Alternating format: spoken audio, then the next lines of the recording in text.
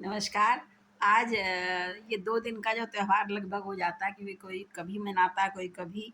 तो ये जन्माष्टमी का त्योहार जो ख़त्म हुआ है, उसके अगले दिन की मैं अपने बचपन की एक याद बताती हूँ। शायद आप लोगों की बचपन की यादों से भी जुड़ी हो या वर्तमान से जुड़ी हो। वो ये है कि हमारे यहाँ कोई भी ऐसे फलारी त्योहार होता है था।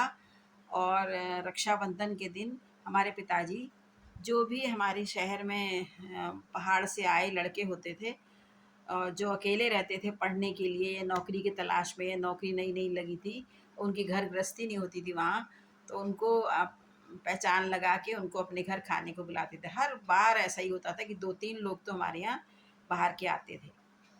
तो ये एक नियम था और हमारी माँ का ने कभी इसमें ऐतराज़ नहीं जताया। हम लोग बहुत ही खुले मन से उनका स्वागत करते थे और वो भी हम लोगों के प्रति कृतज्ञ से लगते थे। तो हमारे पिताजी जो थे, सबको अच्छे से खिलाते थे और उनके साथ ही खाना खाते थे। अपना व्रत तोड़ते मतलब खोलते थे और प्रसाद के रूप में वो उसको ग्रहण करते थे। बहुत अच्छे से जाते थे। तो ये तो हो गई हमारे परंपरा की बात, जो हमारे पिताजी ने हमारे घर में शुरू की थी।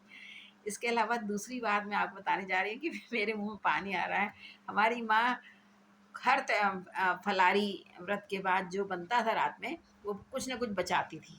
बच ही जाता था क्योंकि इफ़रात में ही बनता था और फिर उसको रख देती थी।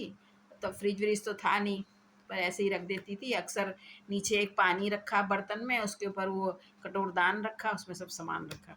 अगले दिन उसको तवे में और कढ़ाई में, तब माइक्रोवेव तो होता नहीं था, उसमें गरम करके जो हम लोगों को देती थी, उसका जो स्वाद होता था ना, वो मैं बता नहीं सकती, क्या अद्वितीय होता था। तो इसके अलावा हमारे यहाँ व्रत के दूसरे दिन कोई भी व्रत हो या कोई भी ऐसा पूरी पराठे वाला त्योहार हो, तो उसके अगले दिन हमारे यहाँ कढ़ी बनती थी, जिसको हमारे यहाँ पल्यो पया पयो या झोली ऐसे के बोलते हैं। तो ये झोली हमारे यहाँ 2-3 तरह की बनती है। एक तो होती है बेसन की, जैसे पकोड़े-वकोड़े वाली, और दूसरा बेसन सरसों के तेल में भून के फिर दही-वही डाल के उसमें पकौड़ी नहीं पड़ती है। और एक हाँ, जो हमारे यहाँ झोली या कढ़ी बनती थी, वो हमारी माँ बनाती थी अक्सर जन्माष्टमी के व्रत के दूसरे दिन। वो होती थी बिस्वार का पयो कहते हैं। बिस्वार होता है चावल, चावल को भिगो देते हैं, फिर सिलबट्टे में पीसते हैं महीन-महीन। उसके बाद उसको उसमें हल्दी डालकर उसको घोल के रख लेते हैं। फिर कढ़ाई में देसी घी में बनती है, वही जीरा और साबुत मिर्च डाल के इसको तड़का लगा के उसमें वो घोल डाल दिया जाता है।